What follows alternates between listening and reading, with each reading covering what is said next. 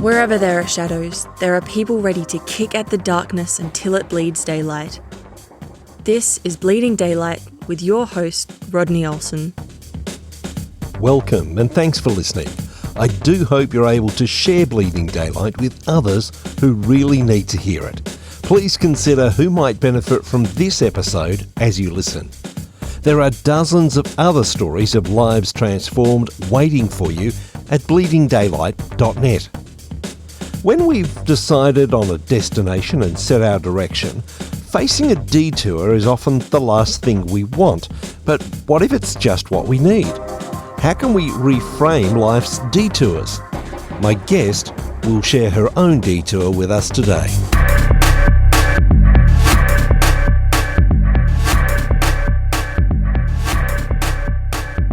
Joining me today is Lori-Ann Wood, an inspiring author and heart failure survivor whose life took an unexpected divine detour in 2015. Despite having no risk factors and being in excellent health, Lori-Ann found herself fighting for her life at a Cleveland clinic. Her remarkable journey from near death to recovery not only transformed her physical health, but deepened her spiritual walk in unexpected ways. Now, through her book, Divine Detour, and her speaking engagements, she helps others navigate their own faith challenges, showing how even life's most difficult questions can lead to profound spiritual growth. Lori-Ann, welcome to Bleeding Daylight. Oh, thank you for having me, Rodney. I mentioned your health event, and we'll explore that more fully, but I understand there was a different kind of event that happened a few weeks before that. Can you tell me about that night on a stretch of highway far from home? Yes, I was in that empty nest phase of life. I was taking my youngest child to a college visit, and I just had this profound sense that something was next, and I didn't know what that was. I had taught college courses for 25 years and just felt this itch that there was just something more that I was being called to do. I remember closing my book.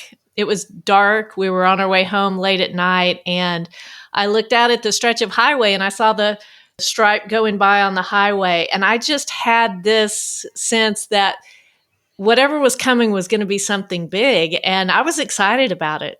I thought, this is going to be something that is going to be life-changing. And I just prayed right then and there that I was all in on whatever it was, just sure that I was going to have a new career or some new chance of doing something that I'd always wanted to do. And so I walked away from that thinking that something was going to happen. And what did happen was something so much different than what I ever imagined. It was quite different. And I guess when we know that something's coming or there's an expectation, we always expect that it's going to be very much in our favour. And this wasn't quite what happened to you. Tell me about that day 3 weeks later and what happened. Well, I will say that in between that highway prayer and the event that you're talking about, I had a medical evaluation for a life insurance policy. And they told me that I had less than 3% chance of ever developing heart disease in my lifetime. I wasn't really surprised by that because I've always been an extremely healthy person. I'd never been hospitalized other than for childbirth. I didn't take any prescription medication. I exercised. I thought I ate healthy. I had no family history. I had no risk factors. So 3 weeks later, when I was not feeling well, thinking I had pneumonia or maybe the flu or something like that, I went to my family doctor finally that week after having gone to convenient care a couple of times. Immediately, he took a chest x-ray and found that I had an extremely enlarged heart, was immediately put in cardiac ICU with my heart functioning at 6%. I had no idea because heart disease was never on my list of worries. You weren't expecting a health issue to crop up and you're expecting God to do something amazing, maybe a career change or something wonderful happening in your life. And then this, what did it lead to? It was kind of one of those times in life where everything was moving really fast and really slow at the same time. After I was initially diagnosed, they sent me home with a hospice binder because they did not think that I would ever, first of all, leave ICU. And then once I did, they did not think I would survive the month. What I thought was a story about God was going to heal me and I was going to be back and I was going to tell this beautiful story about miraculous healing.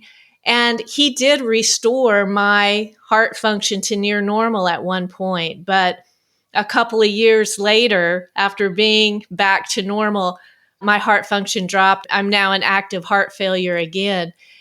Through all of that, ups and downs, and all of the medical things that I had endured, a couple of surgeries and other things. I wore a life vest, which is an external defibrillator vest, for 9 months. I thought the story was going to be about that medical event and all the things that were happening with me physically, but the real story was what was happening with me spiritually.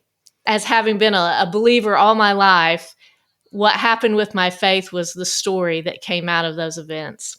You weren't feeling well. You went to see your doctor, and we assume, oh, that's great. The doctor has caught this early and sent you off to hospital. But it was a prolonged time in hospital and a long time of recovery. And as you say, the story's not finished yet, but you talk about that spiritual change.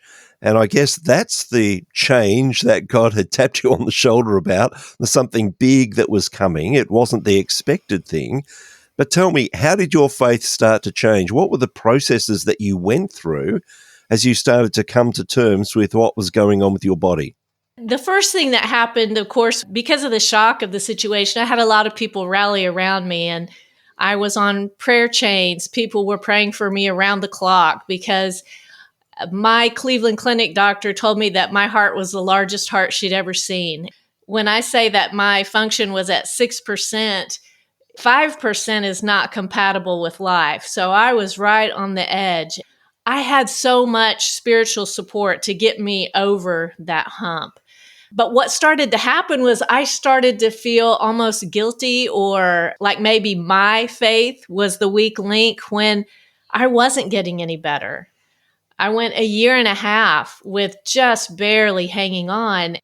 I felt like I was getting this very strong silence from God. And that bothered me because I have been a believer all my life, been in church all my life, raised my children in the church, been very active.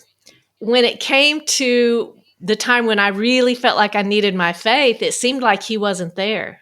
How did you deal with that silence? What did you do to connect with God in those times where it felt like he wasn't answering? It was very hard. One of the things, like I mentioned, is I felt like I was letting people down because people would come to me and say, "We've been praying for you. How are you feeling?" And I didn't want to tell them that I wasn't getting any better and that I wasn't feeling that well. What I learned to process through that very silent period, and I still go through those silent periods where it seems like God's not listening, is that when we're in a silent period with God, the power of our prayer at that time is not necessarily in being able to move God's hand. The power of prayer is in forming this relationship with Him that will get you through anything.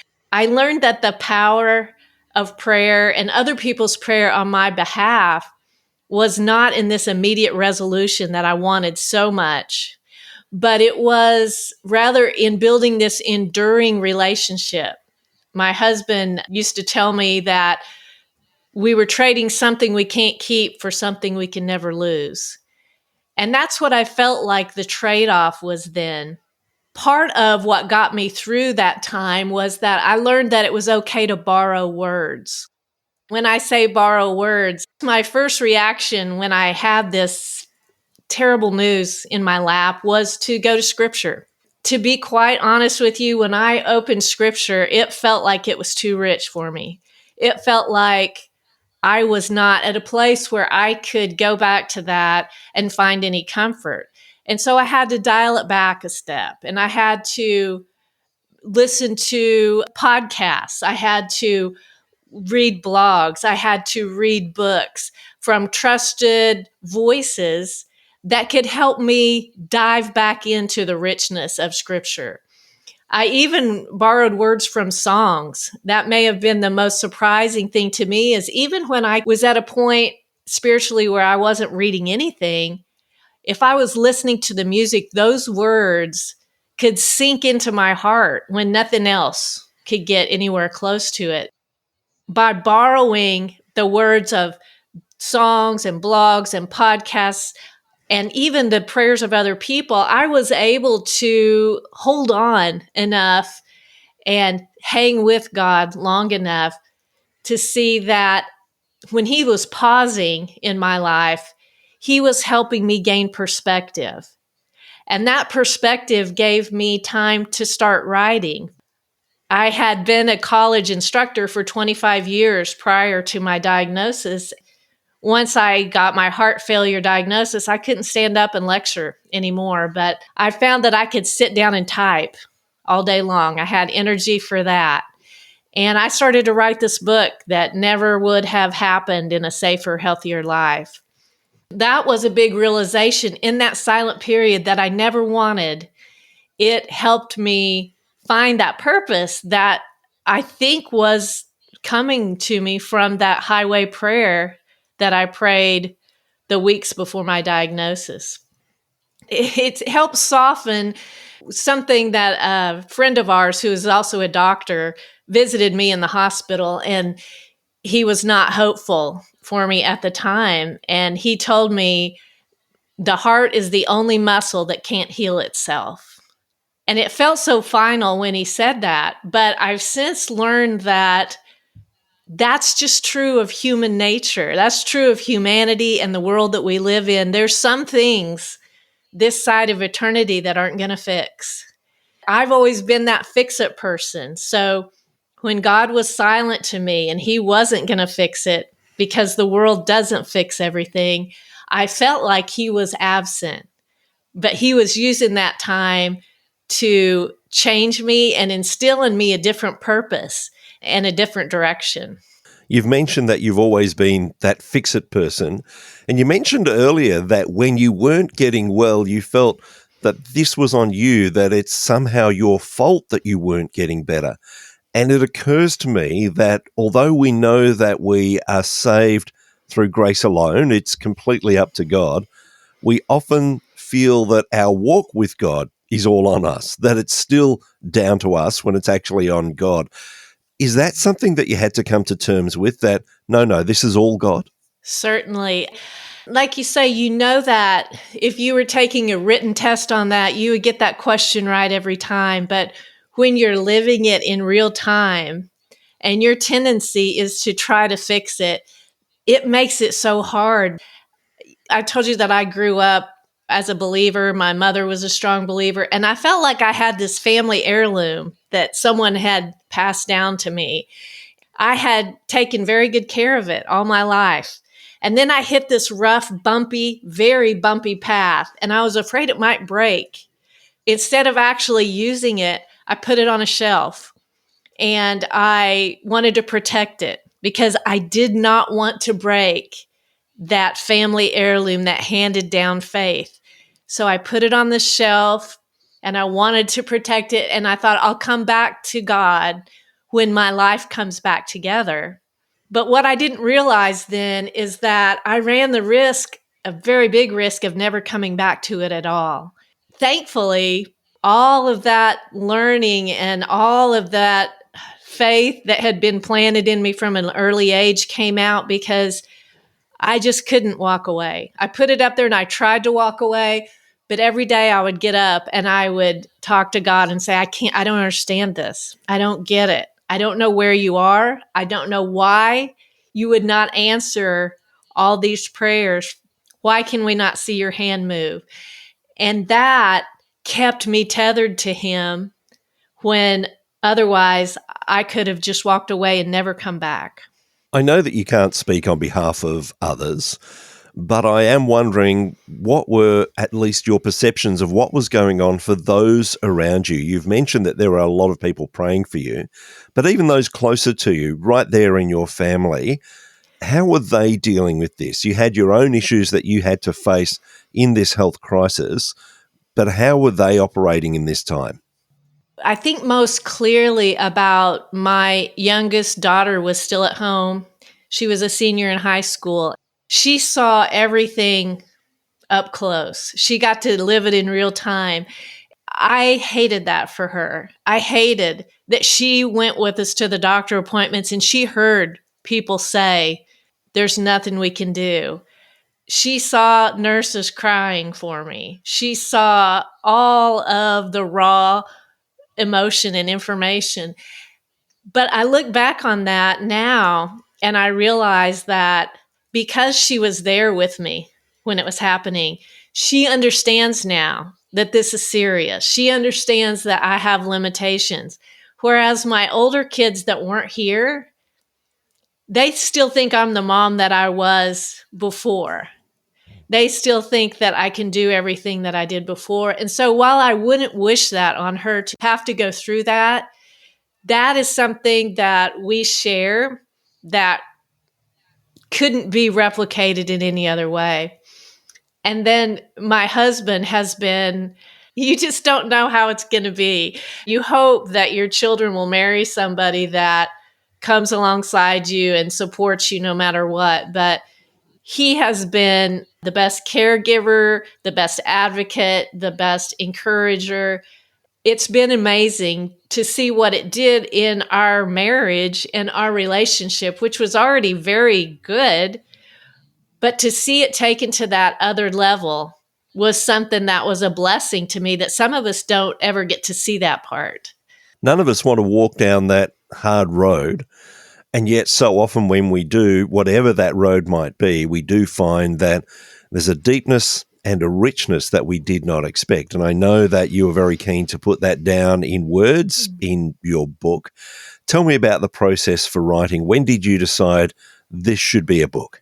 That's a great question because this started way before I knew what was even happening. And so that's how I know that it wasn't me because to be honest with you, I started writing and at some point I thought this is going to be a book about my medical events or it's just a story about me. It turned out to be something very different. It turned out to be a book of essays about life questions and being on a detour in life. It all started because a friend of mine dropped off this little spiral notebook in my ICU room. She didn't say anything about it. It was just in there with some other things.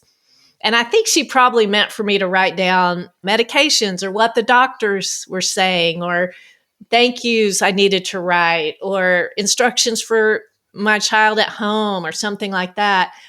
But what it became was when I would wake up in the middle of the night and they're taking my vitals and doing all the things that they do in the hospital to you while you're a patient there in the middle of the night. I had trouble going back to sleep. And so I would start writing down just things I was thinking about, questions for God, angsty statements, complaints even. I was hoping that I would be able to burn that one day. In fact, when I left the hospital and things sort of leveled out after a few months, I quit writing in it. And my husband said one day, "Are you still keeping your journal?" And I said, "No, I'm done with that. I don't want to ever look at it again. I don't even want to bring it up again. I don't want to relive it." And he said, "You should be writing all of this down." And this is when we were still in a very uncertain time about whether I would survive. I resisted even then, but finally started writing again in my journal. And those journal entries became these little snippets, and they're very short and just little insights into what was actually happening with my faith at that moment. And I'm so glad that I was able to do that because I can think back on it now and I don't have the depth of emotion now that I did when it was happening in real time. So when I can incorporate those into the book, it brought this realness to the book. I also didn't want to just publish it as this raw emotion. It took several years after the journal entries that I used to actually have perspective enough to write about them and say, this is what I was feeling, but this is what is true. That, I think, the combination of the real raw emotion and the perspective of time was something that made that relatable to people on all kinds of detours in life. As you mentioned, that there are these almost bite-sized pieces, because when someone is going through a really difficult time in life, the last thing they need is a hefty volume about how to deal with it. That can be helpful at times, but sometimes what we need is just, okay, how have others gone through this? We see it in the Psalms. We see people bringing their angst and their complaints to God and seeing that resolution, coming to the point of, but I know that this is true, which is really what you're presenting here. How has the book been received by people who are going through their own difficulties of various kinds? I think I started out thinking, like I said before, that it was just going to be this medical account of what happened. And I was hoping to end it with, and I have this miraculous healing. And when that didn't happen, I knew the story was something much different than that. And so it's interesting that you say that they need to be in small pieces, because I didn't know that at the time I was writing it, that when you're in a trauma environment, you can only process in short bites. But I was processing in short bites because I was in trauma. So I was spitting it out in these little chunks, not knowing what in the world am I going to do with that? And how's that ever going to go together?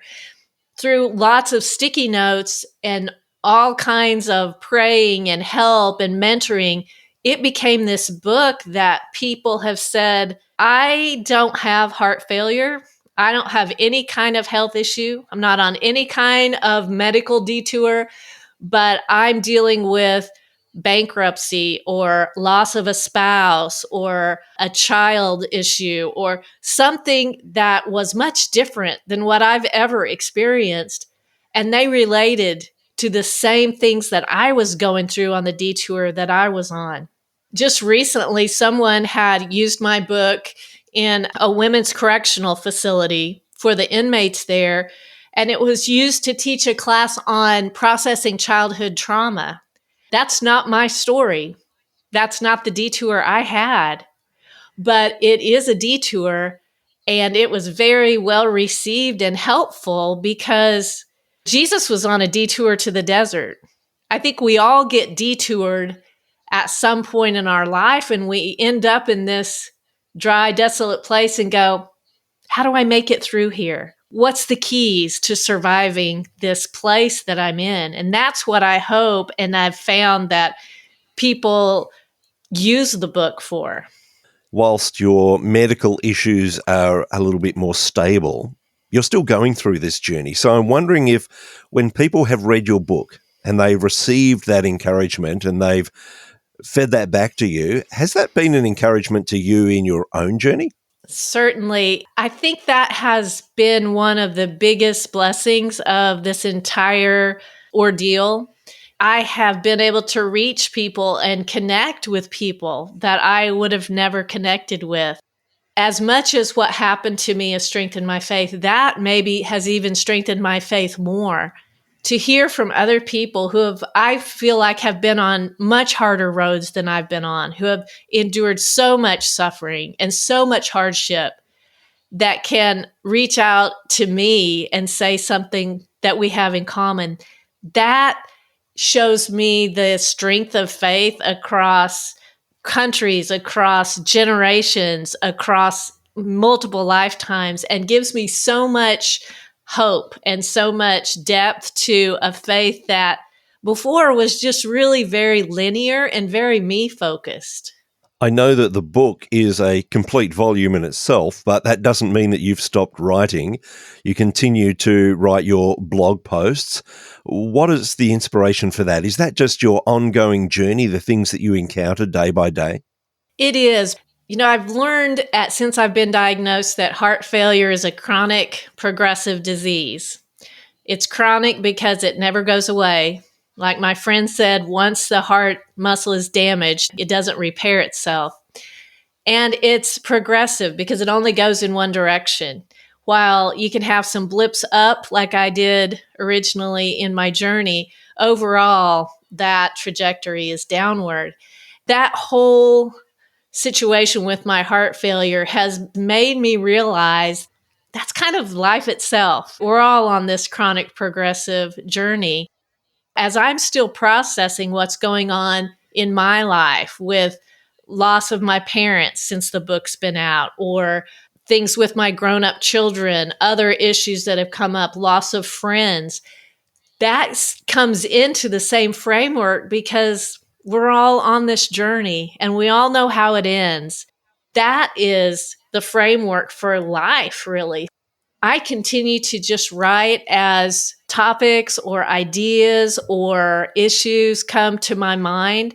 And I just trust that God's Spirit will take that and use that and reach the people that it needs to go to. People go through various trials and detours in life. It's not just a medical issue. For some it is. For others, it's various different things that they're encountering in life at the moment. What would be your words of encouragement to someone who is going through a difficult time right now? I think one of the main things I've learned, I mentioned earlier that we're all on some sort of detour. But one of the most beautiful things is I thought originally a detour is this inconvenience. It's this unwanted path that I don't want to be on. Because when you think about really what a detour is, we set our minds or our GPS on this destination and we choose the smoothest, safest, most scenic, most efficient route.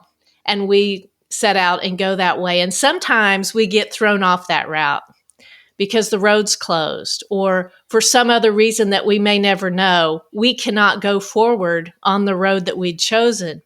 Our first reaction is to say, well, that really makes me angry because I had planned on something else, or that makes me disappointed, or it makes me question God because that's not what I expected.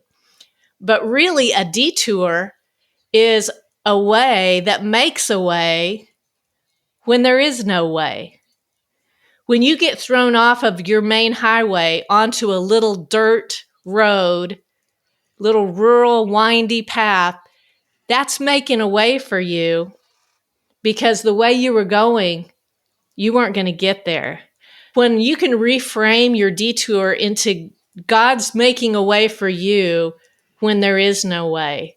And it is a little bumpier. It is a little less comfortable. It is a little bit more scary and uncertain, but God's still in control of that. And even though it's a path we didn't choose, and really a path we'd never choose if we were choosing it, a detour for me has been this unplanned route to a deeper faith. And that's the thing you can never lose. So that's the encouragement that I have for anyone who feels like they're on this road they didn't want, they didn't choose. And maybe it's not even their fault that they're on that road, but that can be the route to a deeper faith, which is something so much more precious than probably your own plans. If people want to get hold of the book, Divine Detour, or to read your other blog posts, where's the easiest place for people to find you? They can find me at loriannwood.com. I have a books page. There's a tab at the top for my books page. They can look at a trailer about the book. They can even read the first chapter free. There's also a tab at the top for blogs and my other publications as well. There's also a contact form, and I love to hear from people whether they are subscribers or not. If they just feel a need to reach out to someone else who have been on a detour, I would love to respond to them. And I personally respond to all of the emails and all of the comments on my website. I will put links in the show notes at bleedingdaylight.net so that people can find you easily. But I just want to say thank you so much for sharing your ongoing story. Thank you for what you've written. Thank you for the encouragement that you're giving to so many. And thank you for spending some time with me today on Bleeding Daylight. Oh, it's been my pleasure, Rodney. Thank you for having me. Thank you for listening to Bleeding Daylight. Please help us to shine more light into the darkness by sharing this episode with others. For further details and more episodes, please visit bleedingdaylight.net.